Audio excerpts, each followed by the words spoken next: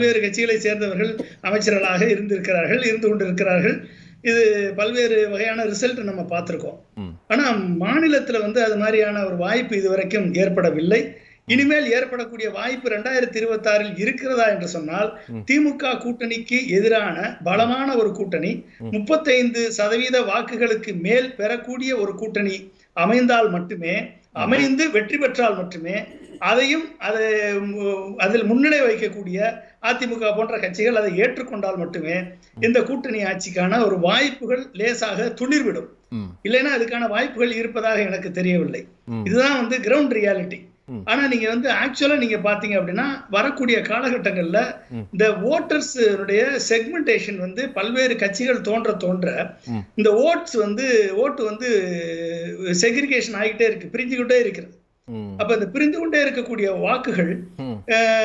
வாக்குகளை எல்லாரும் நான் தான் முதலமைச்சர் என்ற நிலையை எடுக்கும் பொழுது அங்கு ஒரு ஆளும் கூட்டணிக்கு எதிராக ஒரு கூட்டணி உருவாவதற்கான வாய்ப்பு மிக மிக குறைவாக காணப்படக்கூடிய கிரவுண்ட் ரியாலிட்டியில ஆட்சியிலும் பங்கு அதிகாரத்திலும் பங்கு என்பது வெறும் கனவாகத்தான் போகுமே ஒழிய அது நனவாகுவதற்கு வாய்ப்பில்லை. ஆனால் ஒரு ஆட்சியிலும் பங்கு அதிகாரத்திலும் பங்கு என்பது ஒரு நல்ல செயல்.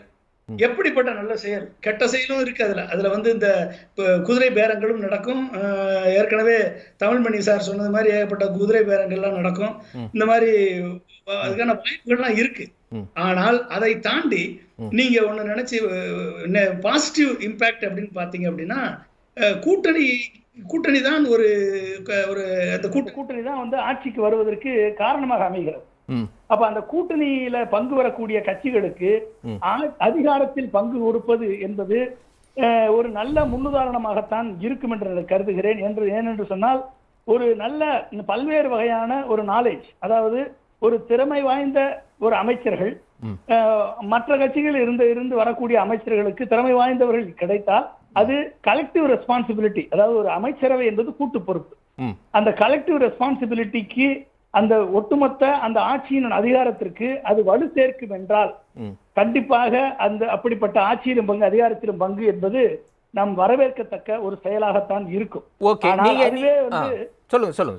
அதுவே ஆட்சியில முன்னுக்கு பின் மிரணாக பேசக்கூடிய, இப்ப இந்த பவன் கல்யாண் பேசுற மாதிரி முன்னுக்கு பின் மிரணாக நானே உள்துறை அமைச்சகத்தை நானே எடுத்துக்கொள்வேன், நான் யோகி பாபு மாதிரி செயல்படுவேன் என்றெல்லாம் பேசிக் கொண்டிருந்தால், ஆமா யோகி பாபு நடிகர் ஒருத்தர் இருக்காருங்க,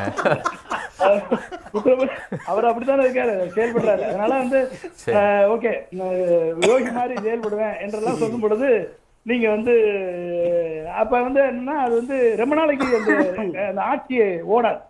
அப்ப என்ன ஆகும் அப்படின்னா, இது ஒரு கலெக்டிவ் ரெஸ்பான்சிபிலிட்டியில ஒவ்வொரு கட்சியிலிருந்து வரக்கூடிய ஒரு நல்ல ரிசோர்ஸ், நல்ல நாலேஜ் அவங்கள பயன்படுத்தி இந்த ஆட்சியை மக்களுக்கு அல்டிமேட்டா என்னங்க, ஆட்சியில அதிகாரத்தை எதுக்காக, அல்டிமேட்டா மக்களுக்கு என்ன அதிகாரத்தை நம்ம கொடுக்க போறோம், மக்களை எப்படி நம்ம வல்லமைப்படுத்த போறோம், மக்களை எப்படி என்ரிச் பண்ண போறோம், மக்களை எப்படி எம்பவர் பண்ண போறோம், இதான அல்டிமேட்டா.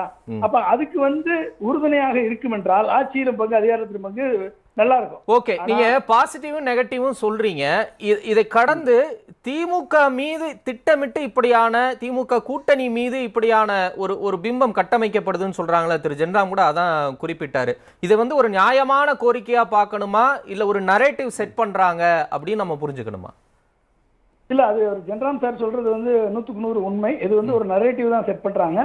எப்படியாவது விடுதலை சிறுத்தைகளையும் காங்கிரஸையும் திமுக கூட்டணியிலிருந்து கலட்டி விட்டால், இது இன்னைக்கு நடந்த முயற்சி இல்ல, இன்னைக்கு நேற்று நடந்த முயற்சி. பல ஆண்டுகளாக திமுக கூட்டணியிலிருந்து விடுதலை சிறுத்தைகளையும் காங்கிரஸையும் வெளியே எடுத்து விட்டால் திமுக கூட்டணி உடைந்துவிடும், பிஜேபிக்கு ஆதரவான ஒரு கட்சி இங்கு ஆட்சியில் அமர்ந்து விடும் என்ற ஒரு நரேட்டிவனுடைய வெளிப்பாடுதான் இந்த முன்னெடுப்புகளுக்கு காரணமாக இருக்கிறது என்பது 100க்கு 100 உண்மை.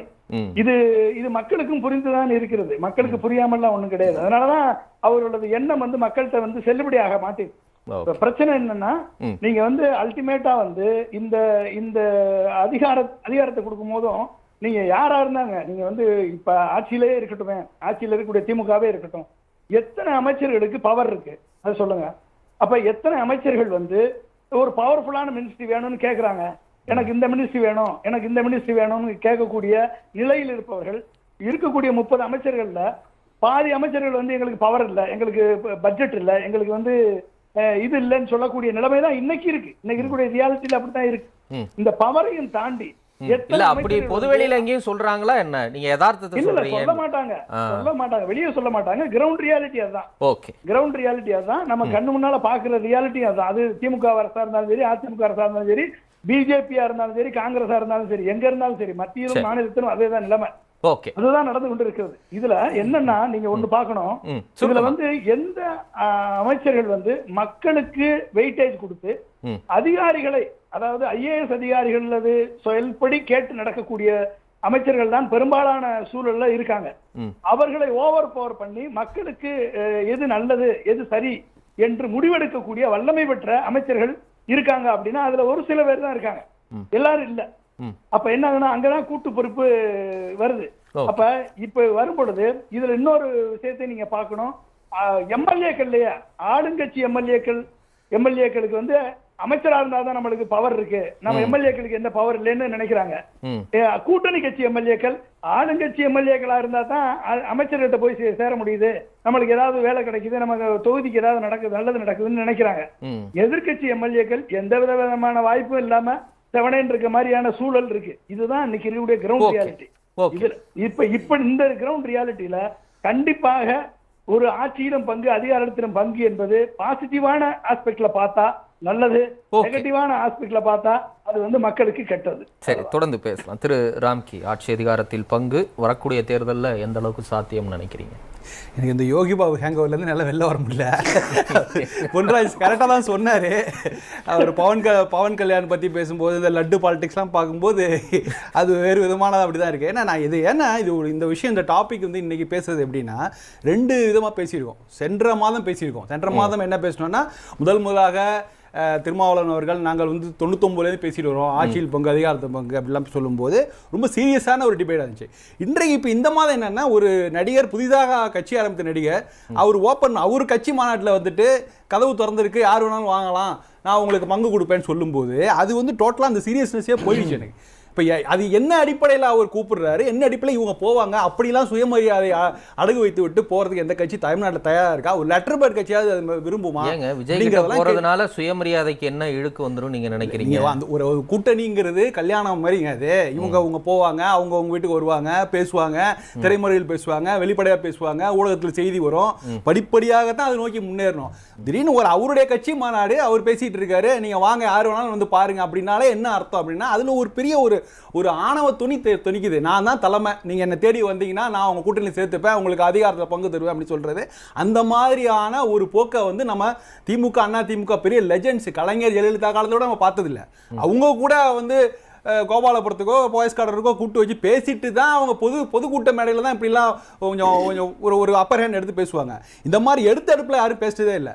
அது அப்படி இருக்கும். ஆனா இதே கேள்வியை நான் தாவைக்கா செய்தி தொடர்பாளரிடம் கேட்கும் போது அவங்க என்ன சொல்றாங்க, இவ்வளவு பெரிய திமுக அதிமுக கட்சியே ஜனநாயகத்துக்கு புறம்பா நடக்கும்போது ஒரு புதிய கட்சி ஜனநாயகத்தின் பாதையில எல்லோருக்குமான ஒரு பங்களிப்பு, ஒரு அங்கீகாரத்தை சொல்லி பேசும்போது அதை ஏன் பாராட்டாம விமர்சிக்கிறீங்க, இல்ல ரொம்ப ஆணவ போக்குன்னு பாக்குறீங்கன்னு கேட்கறாங்க. அந்த பதட்டம் இருக்கு. அந்த பதட்டம் நான் யார்கிட்ட இருக்குன்னு எதிர்பார்த்தேன்னா, திமுகவுக்கு அண்ணா திமுக பெரிய பிளேயர்ஸ்ட்டு அந்த பதட்டம் இருக்கலாம். ஆனா கூட்டணி கட்சிகள்கிட்ட ஏன் அந்த பதட்டம் வருது? திருமாவளவன் என்ன சொல்றாருன்னா, வழியில் கால் நீட்டி வம்புக்கு இழுப்பவர்களை நம்ம எப்படி கடந்து போகுதுன்னு கேட்கிறாரு. அது அந்த அறிக்கை முழுக்கமாவே முழுக்க ஒரு ஏதோ ஒரு பதட்டமான துணியில தான் எழுதப்பட்டிருக்குது. நள்ளிரவில் இப்படி ஒரு அறிக்கையை நான் பார்த்ததில்லை. அது வந்து என்ன நியாயப்படுது, யாருக்காக அவர் சொல்றார், யாரை நோக்கி சொல்றார்? பல பேர் கொள்கை எங்களை எதிராக செயல்படுறாங்க, குறிவிதி செயல்படுறாள், இப்படிலாம் வளைச்சு அவர் சொல்றதுக்கான காரணம் என்ன? யார் அப்படிப்பட்ட ஒரு அதே தான் சொல்றேன். இதே 2 ஒப்பீடு தான். சென்ற மாதமும் அதை பத்தி பேசணும். திமுக கூட்டணியிலேயே திருமாவளவன் வெளில வராங்களா, விடுதலை சிறுத்தை வெளில வராங்க பேசணும். அப்ப என்ன மாதிரியான பேச்சுகள் நடந்தது? இன்றைக்கு ஏன் அந்த பதட்டம்? 3 விஷயத்தை குறிப்பிடுறாருலங்க. மது ஒழிப்பு மாநாட்டை நான் கூட்டினேன்னா, அப்படி கூட்டும் போது அதிமுகவுக்கு அழைப்பு விடுப்பேன்னு சொன்ன உடனே கூட்டணி தாவுகிறார் அப்படின்னு பேசுனாங்க. அதுக்கு நான் ஒரு விளக்கம் கொடுக்க வேண்டியதாய் போச்சு. அதற்கு அடுத்தபடியா ஆட்சி அதிகாரத்தில் பங்குங்கிறது நமது நீண்டகால கொள்கை முடக்கம். அப்படி சொன்ன உடனே ஒருத்தர் சொல்லிட்டாரு, உடனே அவங்க கூட கூட்டணிக்கு போயிடுவாங்கன்னு பேசுறாங்க. அதுக்கு நான் பதில் சொல்லியாக வேண்டியது இருக்கு. வர 6ஆம் தேதி அம்பேத்கர் அவர்கள் குறித்த ஒரு புத்தக வெளியீட்டு விழா நடக்குது. உடனே மாற்று கூட்டணி, மாற்று கட்சியை சேர்ந்தவர்களோட போயிட்டா உடனே கூட்டணி மாறி போயிடுவாங்கன்னு சொல்லி ரொம்ப ஏளனமா எகத்தாளமா பேசக்கூடிய ஒரு நிலை இருக்கு. அதை நான் தெளிவுபடுத்துறேன்னு சொல்றேன். நீங்க ஏன் அதை பதட்டமா பாக்குறீங்க? இல்ல, மதுவிலக்கு முன்வைத்து அவர் வந்து அதை பத்தி பேசும்போது நம்ம அதை ஏற்றுக்கொள்ளக்கூடிய கருத்தா இருந்தது. இன்றைக்கு உங்க கொடுக்குற வந்து விளக்கம் எல்லாமே ஏதோ ஒரு நியாயப்படுத்தி அவருக்கே வந்து நம்ம சரியான விளக்கம் தான் கொடுக்குறோமா, ஏதோ சரியா ஏதோ ஒரு குறையுது அப்படிங்கிற மாதிரி யாருமே இந்த கேள்வி எழுப்பல. சரி, நீங்க சொல்ற வகையிலே வரேன். என்ன பதட்டம் இருக்கணும்? என்ன தேவை இருக்கு பதட்டத்துக்கு? தேவையில்லை. எந்த கட்சியாவது வந்து நிச்சயமாக விடுதலை சிறுத்தைகள் இது கூட்டணியை விட்டு வெளில வந்து யாராவது பேசியிருக்காங்களா? இல்ல, எல்லாருக்குமே தெரியும் அந்த கூட்டணியில அதிமுக பேசுறாங்க. எங்கேயுமே வெளிப்படையா அவங்க பேசவே இல்லை. அதிமுக ஸ்டாண்ட் ரொம்ப கிளியரா இருக்கு. நாங்கள் திமுகவையும் பாஜகவையும் எதிர்ப்போம், ரொம்ப கிளியரா இருக்கு. அவங்க கூட வெளியில பேசணுமே தெரியல. ஆனா நீங்க சொன்ன மாதிரி இந்த கூட்டணிங்கிறது காலத்தின் கட்டாயம், அது தவிர்க்க முடியாது. ஆனா நீங்க சொல்ற கூட்டணிலாம் என்னன்னா, இது ரெண்டு விதமான கருத்து இருக்கு. ஒரு காங்கிரஸ் கட்சியும் இடதுசாரிகளும் ஆட்சியில் பங்கு அதிகாரத்தில் பங்குன்னு கேட்டாங்கன்னா அது வேறு விதமா பார்க்கப்படும். ஒரு விடுதலை சிறுத்தைகள் கட்சி, பாமக போன்ற கட்சிகள் இதே முழக்கத்தை வைக்கும்போது அது வேறு விதமா பார்க்க முடியும். ரெண்டுத்துக்குள்ள நிறைய வித்தியாசத்தை தமிழ்நாட்டு மக்கள் புரிஞ்சிருப்பாங்க. ஏன்னா அதுக்கு ஒரு சின்ன ஒரு ஃபிளாஷ்பேக். ஒரு 10 வருஷத்துக்கு முன்னாடி போகும்போது 10 வருஷத்துக்கு முன்னாடி பாமக தலைமையில் சமூக நீதி கூட்டணின்னு உருவாக்குனாங்க. என்னன்னா, தமிழ்நாட்டில் பிரதானமாக இருக்கிற சமூகங்கள், அந்த சமூக வாக்குகளை அடிப்படையாக கொண்ட கட்சிகள் இவங்களெல்லாம் இணைத்து நாங்கள் வந்து திமுக அதிமுக மாற்றாக வந்துட முடியுங்கிற ஒரு நம்பிக்கையே பாமக அன்னைக்கு விதைத்தது. அது அன்றைக்கே எடுபடாதுன்னு எல்லாருக்கும் தெரியும். ஆனால் வந்து அவங்க வந்து ஒரு நம்பிக்கையோடு செயல்பட்டார்கள். ஏன்னா இந்த மாதிரி திராவிடத்தின் பேரால் மக்களை ஏமாற்றுறாங்க, தேசியத்தின் பேராக நம்ம அடிப்படையில் சமூகமாக எல்லாம் ஒன்று திரண்டு ஓடினாங்க. அது வந்து ரொம்ப பரிதாபகரமான தோல்வி முடிந்தது. கிட்டத்தட்ட அந்த முயற்சியை தான் இன்னைக்கு இவங்க மறைமுகமாக வைக்கிறாங்க. மறைமுகமாக வச்சு இதை இருபெரும் திராவிட கட்சிகளுக்கு எதிராக ஒரு நெருக்கடியை கொடுக்குறாங்க. இப்போ கொடுத்ததன் மூலமாக. ஆனால் இதே வந்து பெரிய கட்சிகள் சுதாரிச்சுட்டு, அதனால தான் அவங்க திமுக என்ன சொல்கிறாங்க, எங்களுக்கு வந்து எங்கள் திமுக அழிக்கிறது ஏராளம் பேர் புறப்பட்டாரு. ஆனால் எங்களுடைய நோக்கம் என்ன, பாஜக எதிரி அதிமுக எதிரி. இந்த அதிமுக எங்களுடைய திமுக எதிரி பாஜக எதிரிங்கிற மாதிரி அவங்க வந்து 1-on-1 அவங்க செட் பண்ணிட்டாங்க. ஸோ இங்கே கூட்டணி கட்சிகளுக்கு அரசியலே இங்கே தடைப்பட்டு போச்சு.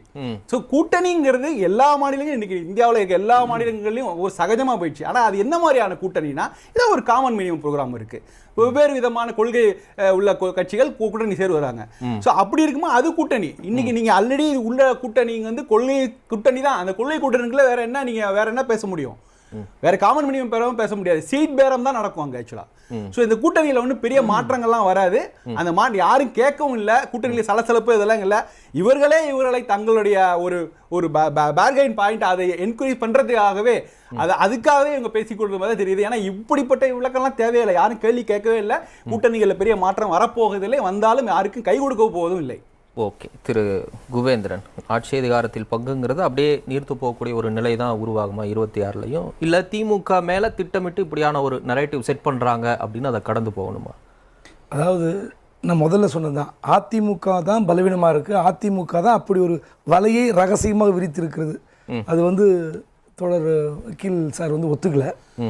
அதிமுக அப்படி சொல்லலைன்றாங்க, வெளிப்படையாக சொல்லலை. ஆனால் நம்மளாம் தெரியும்ல. ஆனால் திமுக அந்த மாதிரி ஒரு கூட்டணி நிர்பந்தம் வரவே இல்லை. அப்படி எழுப்பப்பட்ட இந்த தீர்மானிக்கு விட்டுருக்காரு 2/26 அதிகாலை நள்ளிரவு முடிந்து அப்படி அதிகாலை புலருவதற்கு முன்பாக இப்படிப்பட்ட ஒரு அறிக்கை தேவையான்னு தெரியல. அவருக்கு என்ன ப்ரெஷர்னு தெரியல. அப்போது திமுக கூட்டணிக்கு அந்த அழுத்தமே வராது. காங்கிரஸ் ஒரு ப்ரெஷரா பாக்குறீங்க? அந்த டைம் வந்து உங்களுக்கு அப்படி உணர்த்துது? இது வரைக்கும் வாழ்க்கையில் நான் 30 வருஷமாக பத்திரிகையில் இருக்கேன், 93 இருக்கிறேன்.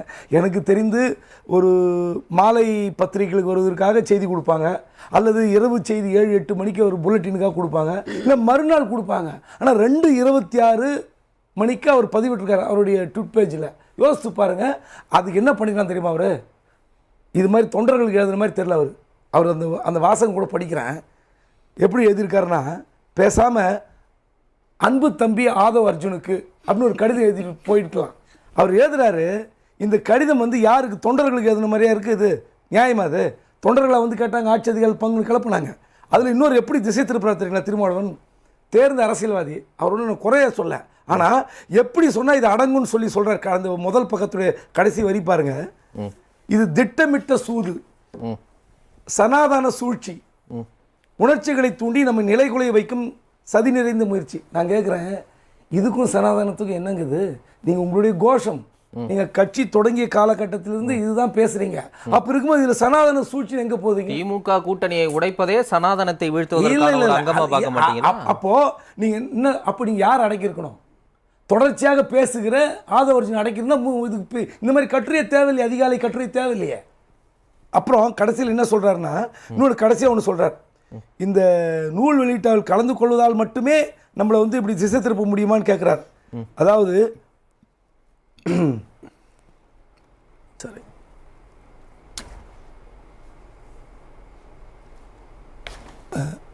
உறுதியாக தொடர்வோம், இதனை யார் புரிந்து கொண்டாலும் புரிந்து கொண்டாவிட்டாலும் என் உயிரினும் உயிரான விடுதலை சிறுத்தைகள் தெளிவுற புரிந்து கொள்ள வேண்டும் அப்படிங்கிறார்.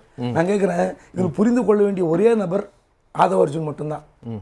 நீங்கள் விஜய் மாநாடு அன்னைக்கு பேசும்போது திரும்ப கூட்டணி ஆட்சியின் பங்கு என்பது இது கண்டிப்பாக தலைமையை கேட்டுக்கணும். ஏன்னா அதுக்கு முன்பாகவே பல குழப்பங்கள் வந்து விட்டது. தம்பி, இது சம்மந்தமாக எதனா பேசினா தயவு செய்து ட்வீட் போடாதீங்க, கருத்து அறிக்கை விடாதீங்க சொல்லியிருக்கலாம்.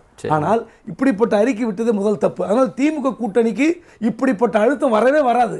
காங்கிரஸ் அழுத்தம் கொடுக்காது. நீங்கள் ஒன்று சொன்னீங்க 2006 விஷயத்தை நான் சொன்னீங்கல்ல, அப்போது EVK சிலங்க ஒரு வார்த்தை சொல்கிறார், துணை முதலமைச்சராக ஸ்டாலினுக்கு பதவி அறிவிக்கப்பட்ட பிறகு அவர் கொடுக்குற பேட்டி என்ன சொன்ன தெரியுங்களா, நாங்கள் ஆதரவு கொடுக்குறோம், எங்கள் ஆதரவு இந்த கட்சி ஆட்சி செய்கிறது, ஆனால் அவர் துணை முதலமைச்சர் பதவி கொடுக்க போது எங்களிடம் கலந்து ஆலோசிக்கவில்லைன்னு சொன்னார். யாரு? EVKS. அதே EVKS இங்க சத்தியமூர்த்தி பவன் நீங்க சொன்னீங்கல்ல, இந்த காட்சிகள்லாம் பேசினாங்க, எத்தனை முறை தூக்குவது, நீங்களே பதில் பண்ணு. இவர் என்ன சொன்ன தெரியுங்களா, திமுக மட்டும் தயவு இல்லை என்றால் நீங்க யாருமே வந்து எம்எல்ஏ இருக்க முடியாது, MP இருக்க முடியாது. அப்போ EVKS பார்வை எப்படி மாறுபடுகிறது? அப்போ இது என்ன, ஏன் இவ்வளவு தூரம் இத்தனை ஆண்டு காலத்துக்கு அப்புறம் உணர்ந்து கொண்டாரா? அதனால திமுகவுக்கு நெருக்கடி வராது. காரணம், காங்கிரஸுக்கு வந்து 2029 முக்கியம். அங்கே யார் பிரதமர் ஆகணும் தான் முக்கியம். இங்கே 25 எம்எல்ஏவோ 35 எம்எல்ஏன்னு ராகுலுக்கோ சோனியாக்கோ கணக்கே தேவையில்லை. அங்கே பிரதமர் ஆகணும் தான் முக்கியம். அது திமுக எந்த அளவுக்கு உதவி செய்வது காங்கிரஸுக்கும் தெரியும், ராகுலுக்கும் தெரியும். அதனால இந்த நெருக்கடி, இந்த கூட்டணி ஆட்சி அதிகாரத்தில் பங்குகின்ற வந்தால் அதிமுகவுக்கு மட்டும்தான், திமுக வர வாய்ப்பே இல்லை. அதை வந்து துடை தெரிந்து விட்டார்கள் இந்த அறிக்கையில. இதை விட இன்னொரு விஷயம், இப்ப பாட்டாளி மக்கள் கட்சி சொன்னார்ல அன்புமணி, இன்னைக்கு சொல்லியிருக்காருல, எந்த கூட்டணின்னு சொல்லணும்? இப்ப அவர் இருக்கிற கூட்டணி பாஜக, நாங்கள் பாஜகவுடன் சேர்ந்து கூட்டணி ஆட்சி அமைப்போம்னு சொன்னாரா? அப்படி சொல்லல. ஏன் சொல்ல? இன்னும் 1.5 வருஷம் இருக்கு, தேர்தல் நேரத்தில் கூட்டணி குறித்த முடிவெடுப்போம்னு சொல்றாரு. என்ன அப்போ அதான் சொன்னார், அழகா சொன்னார் ஜென்ராம். இந்த திமுக கூட்டணி மீது ஒரு தாக்குதல் நடத்துகிற டோன் சொன்னார்ல, அது இந்த இடத்துல வருது. காரணம், நாங்கள் இந்த கட்சியோட கூட்டணி அமைப்போம்னு சொல்லக்கூடிய ஒரு துணிச்சல் வேணும். நீங்கள் பாஜக பெயரையே சொல்ல முடியாம 1.5 வருஷத்துக்கு முன்னாடி எப்படிங்க சொல்ல முடியும்? இருக்கு சொல்லணும். எப்படி? எந்த தேர்தல் காலகட்டத்தில் கூட்டணி மாறும், அப்ப மாறினா நீங்க இதே மாதிரி கேள்வி கேட்க மாட்டீங்களா? இப்பயே கூட்டணியை டிக்ளேர் பண்ணணுமா? எதுக்கு? பாட்டாளி மக்களுக்கு 2026 கூட்டணி ஆட்சி இப்போ அதிமுக அறிவிச்சிருக்கா? கூட்டணி ஆட்சி அதிமுக அறிவிச்சிருக்கா? எந்த கூட்டணியில் நீங்க வந்து பங்கேற்பீர்கள்? என்ன சொல்லிருக்கேன். நேற்று டாக்டர் ராமதாஸ் சொல்லியிருக்காரு, பாட்டாளி மக்கள் கட்சி பாஜக கூட்டணியில் தான் இருக்கிறது அப்படின்னு. ஆனா அன்புமணி இப்படி சொல்லியிருக்கிறாரு. ஓகே, எந்த கூட்டணி ஆட்சி? இப்போ பாருங்க, திருமாவளவன் இன்னொரு அறிக்கை சொன்னார், 25% விழுக்காடு வைத்திருக்கிற கட்சி சொன்னால் அது ஏற்புடையதுன்னு இருக்காரு. அப்ப அதிமுக திமுக சொல்லாத ஒரு வார்த்தையை இந்த கட்சிகள், பாட்டாளி மக்கள் கட்சிக்கு 4.5%, யாரோட கூட்டணி வச்சு நீங்க ஆட்சி அமைக்க போறீங்க? தைரியமா சொல்லுங்க. 1.5 வருஷம் 2 வருஷம் இருக்கு, 26 இலக்குன்னு சொல்றீங்கல்ல, அது சொல்லக்கூடிய தைரியம் இருக்கா? அப்ப என்னன்னா, கூட்டணி சலசலப்பு வரணுன்ற எண்ணத்தை தவிர வேறு ஒன்றும் இல்லை. ஓகே, திரு தமிழ்மணி அப்படிதான் பார்க்கணுமா திமுக கூட்டணி? என்ன தவறுன்னு நான் கேட்குறேன். அரசியலுக்கு எதுக்குன்னு அரசியல் கட்சி நடத்துகிறேன்? ஆட்சிக்கு வரணும், முடிஞ்சதை செய்யணும். நான் வேற ஒன்று விளக்கமாக சொல்லலை. முடிஞ்சதை செய்யணும், செய்துக்கணும். அவங்க ஜாதிக்கும் செய்யணும், அவங்களுடைய கமிட்மெண்ட் அது. அதனால் அது என்ன நேரேட்டிவ்? ஆமாம், நேரேட்டிவ். திமுக இன்றைக்கு இருக்கிற ஆட்சியை அகற்றிவிட்டு நான் அங்கே வந்து அமர வேண்டும் என்பதுதான் ஒவ்வொரு எதிர்க்கட்சிக்கும். ஏன் அங்கே இருக்கிற அந்த திமுக ஆளுங்க கூட இருக்கிற கூட்டணி கட்சிகளுக்கும் எதிர்பார்ப்பாக இருக்க முடியும். அதுதான் அரசியல். அதை தானே எனக்கு இந்த ஆட்சி அதிகாரம்ங்கிற ரைமே புரியல. ஆட்சி இருந்தால் தான் அதிகாரம், அதிகாரம் இருந்தால் தான் ஆட்சி. இதெல்லாம் கைத்தட்டலுக்கு பேசுகிற வார்த்தைகள். தொடர்ந்து 25 ஆண்டுகளாக நீங்கள் சொல்லுகிற கருத்து, ஆட்சி இருந்தால்தான் அதிகாரம், அதிகாரம், ஆட்சி அதிகாரம், இதெல்லாம் கைதட்டல். ஆனால் மக்கள்கிட்ட எடுபடுது கைதட்டல், அதுக்காக பேசுகிறாங்க. மிக நிச்சயமாக இந்த அடுத்து வருகிற ஊராட்சி தேர்தல் வரை எந்த சலனமும் சலசலப்பும் யாருக்கும் அது ஏற்படாது. என்ன ஊராட்சி தேர்தல் வரை சார், அதுக்கப்புறம் அப்பதான் சார் ஸ்டாண்ட் எடுக்க வேண்டிய ஒரு கட்டாயம் உருவாகும். வேற ஒன்றும் இல்லை. தொடர்றாங்களா, வெளியே வர்றாங்களா, கூட்டணி மாறுதாங்கிறத அப்படி மாறக்கூடிய இன்னமும் ஏன் உங்களுக்கு சந்தேகம் வருது? முந்தா நேத்து இன்னைக்கு அந்த அறிக்கையிலே அவர் சொல்லிட்டாரு, இது நாங்கள் உருவாக்கிய சனாதனத்துக்கு எதிரான கூட்டணி, இது எங்கள் கூட்டணி, நாங்க எதுக்கு வெளியே போக போறோம் அப்படின்னு திரும்ப திரும்ப சொல்லிக்கிட்டே இருக்கிறாங்க. இடதுசாரிகளும் சொல்றாங்க, காங்கிரஸும் சொல்றாங்க. அப்புறம் என்ன உள்ளாட்சி தேர்தல் வரைக்கும் ஒரு பார்டர் லைன் வைக்கிறீங்க? சரி, நான் புரிஞ்சுக்கிட்ட வரைக்கும் நான் முதல்லயே கேள்வி கேட்டேன். நீங்க ஆட்சி பண்றதுக்கு நான் கட்சி நடத்துவேனா? பைத்தியமானா? யாரா இருந்தாலும் அவரு இவரு நான் பிரித்து பேசலை. நீங்கள் முதலமைச்சராக இருக்கிறதுக்கு உங்கள் பையன் உங்கள் பேரை முதலமைச்சராக வர்றதுக்கு என் கை காசு போட்டு நான் ஆட்சி நடத்திக்கிட்டு இருப்பேனா? நான் ஜெயிலுக்கு போவேனா? நான் கட்சி நடத்துவேனா? எல்லாருக்கும் பொருந்தும். அதை அப்படி நீங்கள் நினச்சிங்கன்னா நான் உங்களை பார்த்து சிரிக்க முடியும், அவ்வளோதான் செய்ய முடியும். எந்த கட்சிக்கும் தாங்கள் இருக்கிற கட்சியை எடுத்து விட்டு இன்னொரு கட்சி அமர வேண்டும் என்பது இயற்கை. இது ஒன்றும் தவறு இல்லை சார். திரும்பவும் சொல்கிறேன், இவர் ஸ்டாண்ட் எடுத்து தான் ஆகணும். விஜய் தனியாக நிற்க போகிறாரா? அதை ஒத்துக்கிறீங்களா? குறைஞ்சபட்சம் மினிமம் ஊராட்சி தேர்தலில் அவர் தனியாக நின்று எலெக்ஷனை ஃபேஸ் பண்ணுவாரா? வந்துச்சுன்னா, வரலன்னா நான் பதில் சொல்ல முடியாது. அதை குறைஞ்சபட்சம் அதை நீங்கள் என்னுடைய கருத்தை அவர் ஸ்டாண்ட் எடுத்து தான் ஆகணும் சார். மற்ற கட்சிகள் பழைய கட்சிகள், இவர் நேற்று வந்திருக்கிறவர் ஒரு ஸ்டாண்ட் எடுத்தே ஆகணும். இவர் கூட்டணி வச்சாகணும்னு அப்படி வச்சு இல்லை, தனியாக நிற்கணும். அது அவருடைய தைரியம். நான் தப்பா அந்த நிலை வந்ததுனால் அவர் என்ன பண்ணுறாரோ அதை பொறுத்து தான் மற்ற கட்சிகள் யாரோடு இருப்பதுங்கிறத முடியும். அழுத்தம் சார், நான் ரொம்ப பொலிட்டிக்கலாக தான் சொல்கிறேன். யாரு மேலே விரோதம், உங்களுடைய அழுத்தம் திருத்தமான கருத்து. இவர் தனியாக நிற்கிறதாலங்கிறத முடிவு பண்ணணும்னு நான் சொல்கிறத நீங்கள் ஏற்றுக்கிட்டீங்கன்னா, இல்லை கூட்டணியான்னு எந்த கூட்டணிங்கிற கேள்வி வருது இல்லையா? யார் அங்க போவாங்கங்கிற கேள்வி வருது. வெளியிலிருந்து வரலாம், திமுக கூட்டிலிருந்து வரலாம். அன்னைக்கு அது ஒரு 2 மாசத்துல தெரிஞ்சு, 2 மாசத்துல அது வரைக்கும் அமைதியா இருந்தா ஆகணும். ஆனால் கூட்டணி தவிர்க்க முடியாதுன்னே 26ல நான் கருதுறேன். நன்றி திரு ஜென்ராம். திரு மு.க. ஸ்டாலின் தான் முதலமைச்சராக தமிழ்நாட்டில் நீடிப்பார் அப்படிங்கிறதுல எந்த கருத்து வேறுபாடும் எந்த கூட்டணி கட்சிகளுக்குள்ளேயும் இல்லை. அவங்க யார் சிஎம்மாக வரணும் அப்படின்னு அவங்க கட்சியிலேருந்து யாரையும் வரணுங்கிற நினைப்பை விட அவர்கள் தொடர்ந்து கட்சி நடத்த வேண்டும், அதற்கான சூழல் இருக்க வேண்டும் அப்படிங்கிறதுக்காகத்தான் இந்த கூட்டணிக்குள்ளேயே எல்லாரும் இருக்கிறாங்க.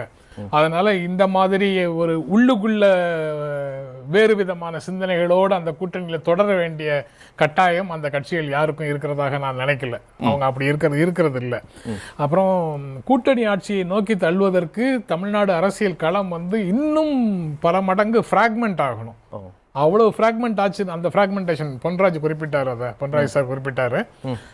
அந்த ஃப்ராக்மெண்டேஷன் அந்த அளவுக்கு ஆச்சுன்னா எல்லாருக்குமே குறைவாக சீட் கிடைக்கும். அவங்க கூட்டணி ஆட்சி இயல்பாக வரும்.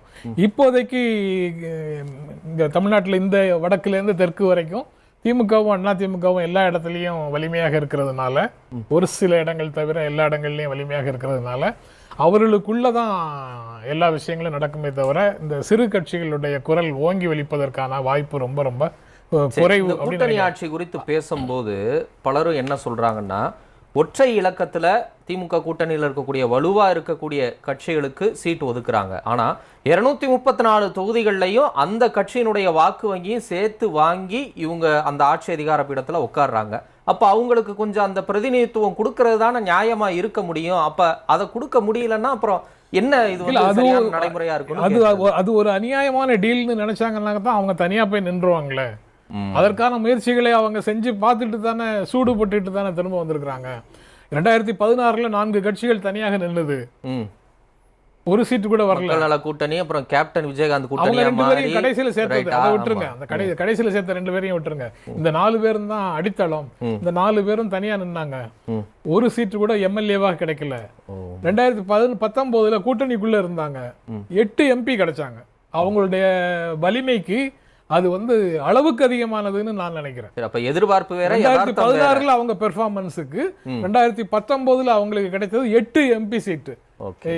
அதை கற்பனை செய்து கூட அவங்களால பார்க்க முடியாது. அப்படி ஒரு நிலை அவங்களுக்கு கிடைச்சது. அதே தான் 2024 கிடைச்சது. 2004 மன்மோகன் சிங்கை தாங்கி பிடிக்கிறதுக்கு 40-50 இடங்களோட இருந்த இடதுசாரிகள்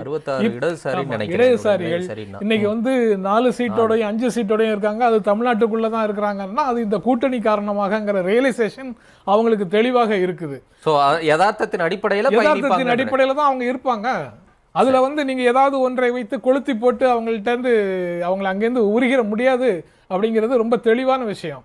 அது போக அந்த பொதுமைப்படுத்தி பேசுவதும் சரியா இருக்காதுன்னு நினைக்கிறேன்னா, கூட்டணி ஆட்சின்னா ஜனநாயகம், தனி கட்சி ஆட்சின்னா சர்வாதிகாரத்தை நோக்கி போகும், கூட்டணி ஆட்சின்னா குழப்பம்தான், தனித்த ஆட்சின்னா தனி கட்சி ஆட்சின்னா சிறந்த நிர்வாகத்தை கொடுக்க முடியும் அப்படிங்கிறது எல்லாம் ஒரு பொதுமைப்படுத்தலினுடைய விளைவாக பார்க்கிறேன்.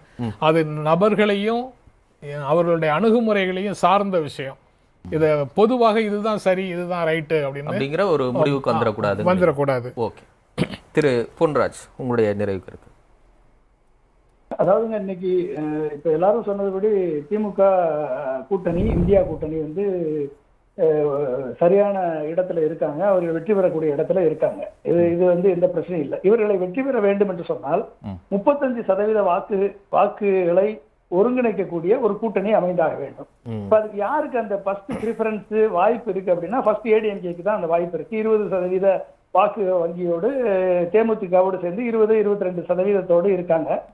இவர்கள் வந்து இதை வைத்து ஜெயிக்க முடியுமான்னு ஜெயிக்க முடியாது. இப்ப எங்க இருந்து கூட்டணி அவங்க சேர்க்க முடியும் அப்படின்னா, இதற்கு அடுத்து வரக்கூடிய பிஜேபி கூட்டணியில இருக்கக்கூடிய 18% வாக்கு வங்கியோடு இருக்கக்கூடிய பிஜேபி கூட்டணியில் இருக்கக்கூடிய பிஜேபியை தவிர்த்து அனைத்து கட்சிகளையும் அதிமுகவின் பின்னால் அணிவகுக்க வைக்கக்கூடிய வல்லமை எடப்பாடிக்கு இருக்கா என்பது போக போகத்தான் தெரியும். அதுக்கான வாய்ப்புகளை எடப்பாடி உருவாக்க முடியுமா என்பதை பொறுத்துதான் அவர் வந்து சரியான கூட்டணியை உருவாக்குவாரா என்பது நமக்கு தெரியும்.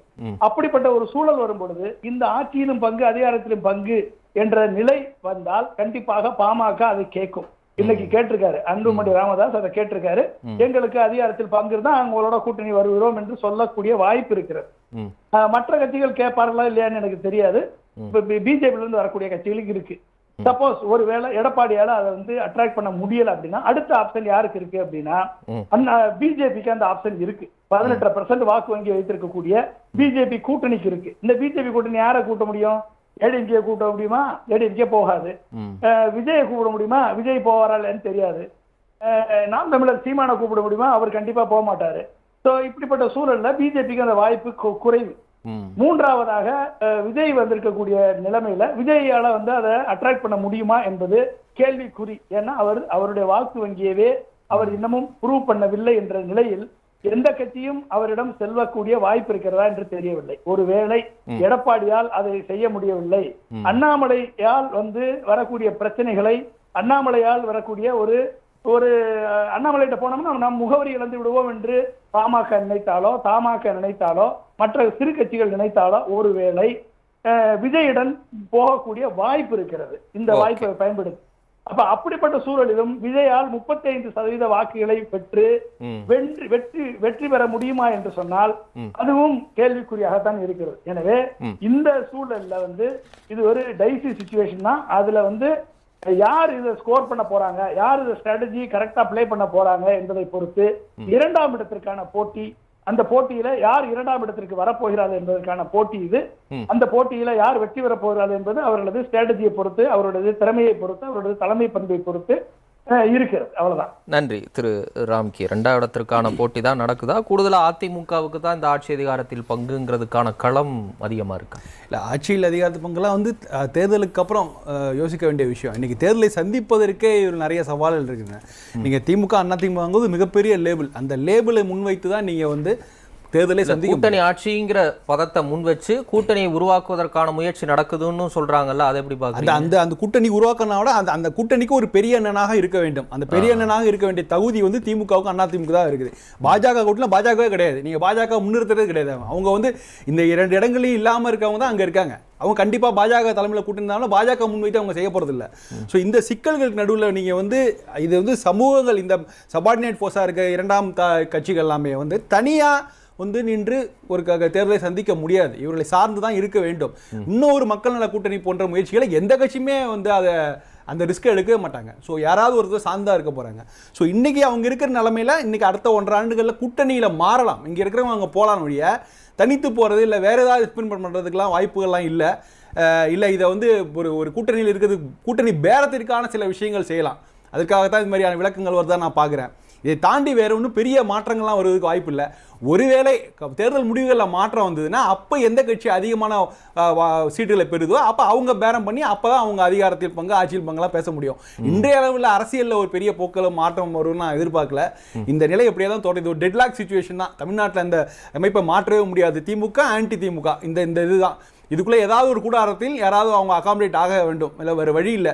இந்த ரெண்டுலையும் வழி இல்லாதவர்கள் தான் நீங்கள் வந்து பாஜக கூட்டணி பக்கம் போகணும். அது எந்த அளவுக்கு பாஜக கூட்டணி எந்த அளவுக்கு இந்த 2 கூட்டணியையும் வந்து எதிர்கொள்ளக்கூடிய அளவுக்கு வலிமை பெறுதா அப்படிங்கிறது அது ஒரு பெரிய கேள்விக்குறி.